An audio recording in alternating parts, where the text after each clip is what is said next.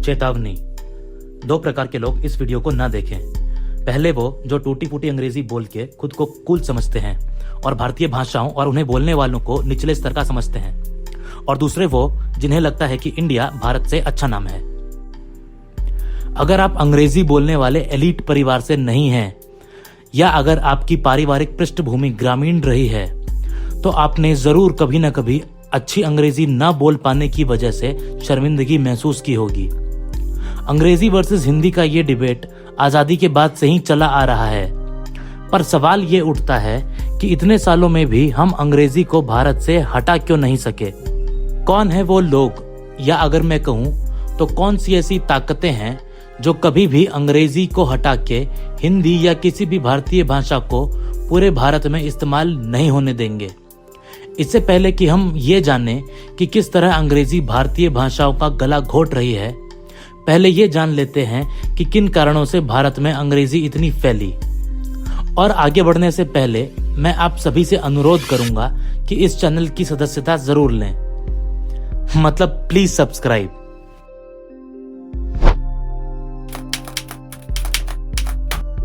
भारत में अंग्रेजी का आगमन सन 1600 में ईस्ट इंडिया कंपनी की स्थापना और सूरत, मुंबई, चेन्नई, कोलकाता में कंपनी द्वारा खोले गए बंदरगाहों के बाद हुआ।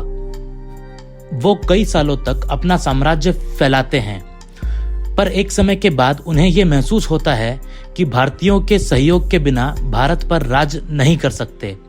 फिर आता है मैकॉले का फेमस स्पीच, जो उसने 1835 में ब्रिटिश पार्लियामेंट में दिया। इस स्पीच में मैकॉले ने यह साबित करने की कोशिश की कि कैसे अंग्रेजी भाषा भारतीय भाषाओं से बेहतर है और भारत में शिक्षा का माध्यम अंग्रेजी होना चाहिए, ताकि उन्हें ऐसे भारतीय मिलें जो दिखने में तो भारतीय हों लेकिन सोच विचार में अंग्रेज। इस स्पीच में मैकॉले ने एक और कंट्रोवर्शियल बात बोली, डाउनवर्ड फिल्ट्रेशन थ्योरी, जिसके बारे में हम वीडियो में आगे जानेंगे।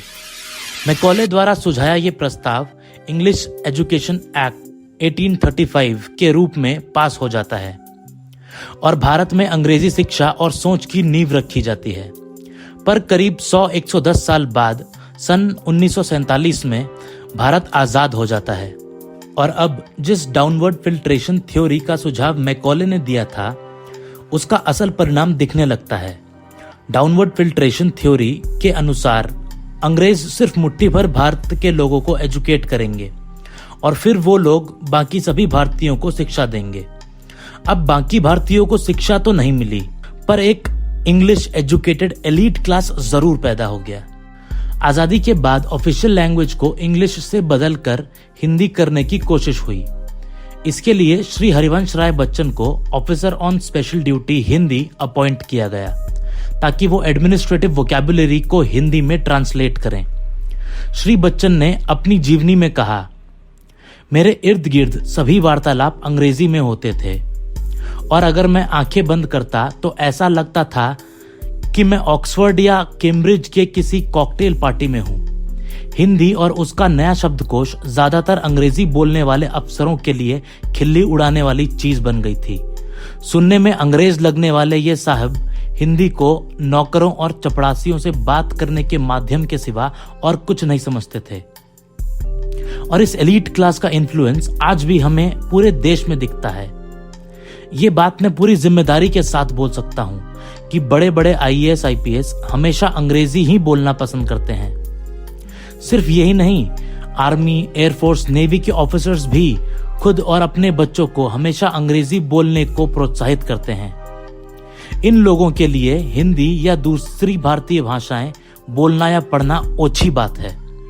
अब इसका परिणाम ये होता है कि हिंदी की जो प्रोफेशनल, साइंटिफिक और फाइनेंशियल वोकैबुलरी डेवलप होनी चाहिए थी, वो कभी डेवलप हुई ही नहीं।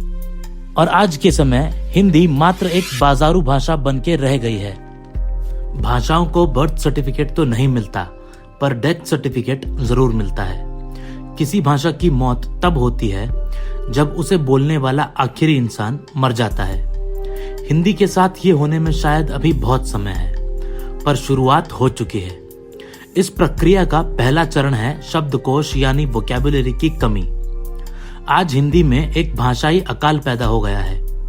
हिंदी वोकैबुलरी को जानबूझकर अच्छे से डेवलप नहीं किया गया और जिन शब्दों को डेवलप किया भी गया उनका भी इस्तेमाल आमतौर पर न के बराबर होता है।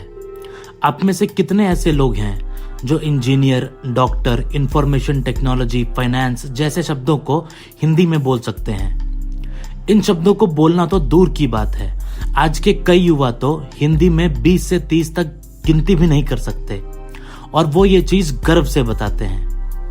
हमारी पूरी पढ़ाई, ऑफिस के कामकाज सभी केवल अंग्रेजी में होते हैं। इंजीनियरिंग, मैनेजमेंट, मेडिकल की पढ़ाई अंग्रेजी में होती है, ना कि हिंदी या दूसरी भारतीय भाषाओं में। और यहां मैं जान के इंजीनियरिंग, मैनेजमेंट, मेडिकल की जगह अभियांत्रिकी, प्रबंधन, चिकित्सा का प्रयोग नहीं कर रहा, क्योंकि ऐसा करने पे आप में से अधिकतर लोग सर खुजाने लगेंगे। इन कारणों से आज ये हालात हैं कि बिना अंग्रेजी जाने हमारे देश के लोग प्रोफेशनल सक्सेस नहीं पा सकते। एक तरीके से हर भारतीय को अंग्रेजी सीखने पर मजबूर किया जा रहा है। चलिए मैं आपको कुछ आंकड़े दिखाता हूं। टाइम्स ऑफ इंडिया के 2015 के एक रिपोर्ट के मुताबिक उत्तर भारत में 2008-9 से 2013-14 के बीच इंग्लिश मीडियम स्कूल्स की संख्या 1.5 करोड़ से 2.9 करोड़ हो गई। इस दौरान इंग्लिश मीडियम स्कूल्स में बच्चों के दाखिले की संख्या बहुत बढ़ गई, खासकर हिंदी बोलने वाले राज्यों में। जैसे कि बिहार में अंग्रेजी स्कूलों में दाखिले की संख्या 47,000% बढ़ी, उत्तर प्रदेश में 1000%, हरियाणा में 525%, झारखंड में 458% और राजस्थान में 209%। और ये सिर्फ हिंदी के साथ नहीं, अन्य भारतीय भाषाओं के साथ भी हो रहा है। कन्नड़ा, तेलुगु, तमिल मीडियम स्कूल्स में आज स्टूडेंट्स की इतनी कमी हो गई है कि उन्हें बंद किया जा रहा है। ना सिर्फ शिक्षा बल्कि अंग्रेजी का प्रभाव आम बोलचाल में भी धड़ल्ले से बढ़ रहा है। आज हिंदी, तमिल, कन्नड़ा की जगह लोग हिंग्लिश, टैंग्लिश और कैंग्लिश बोलने लगे हैं। दुनिया में शायद ऐसा कोई देश नहीं होगा जहां बच्चों को स्कूल में उनकी मातृभाषा बोलने पर फाइन देना पड़ता है, पर हमारे देश में ऐसे कई कॉन्वेंट स्कूल्स हैं जहां ऐसा हर दिन हो रहा है और हमारी सरकारें, हमारे कोर्ट्स ऐसा होने दे रहे हैं। ब्यूरोक्रेसी और एलीट क्लास के अलावा कई ऐसे बिजनेसेस भी हैं जो कभी देश में इंग्लिश का महत्व कम नहीं होने देंगे। देश में कॉन्वेंट स्कूल्स की एक ऐसी लॉबी है जो पैसों के बल पे आपकी भाषा आपसे छीन रहे हैं। अब आप ये भी बोल सकते हैं कि आज के दौर में अंग्रेजी सीखना बहुत जरूरी है, इससे हमें अंतर्राष्ट्रीय पटल पर एक एज मिलता है। पर मैं यहाँ ये क्लियर कर दूं कि मैं ये बिल्कुल भी नहीं कह रहा कि अंग्रेजी मत सीखो। मुझे समस्या है अंग्रेजी में सीखने में। अंग्रेजी भाषा सीखना और अंग्रेजी भाषा में विज्ञान, गणित, अर्थशास्त्र सीखने में अंतर है। और अगर आप ये समझना चाहते हैं कि भाषा किस तरह आपकी पहचान से जुड़ी है, तो अपने स्क्रीन पर दिख रहे इस वीडियो को जरूर देखें, जिसमें मैंने ये बताने का प्रयास किया है कि भाषा और दूसरी तरह की आइडेंटिटीज को हमारे संविधान में क्या स्थान दिया गया है। जय हिंद।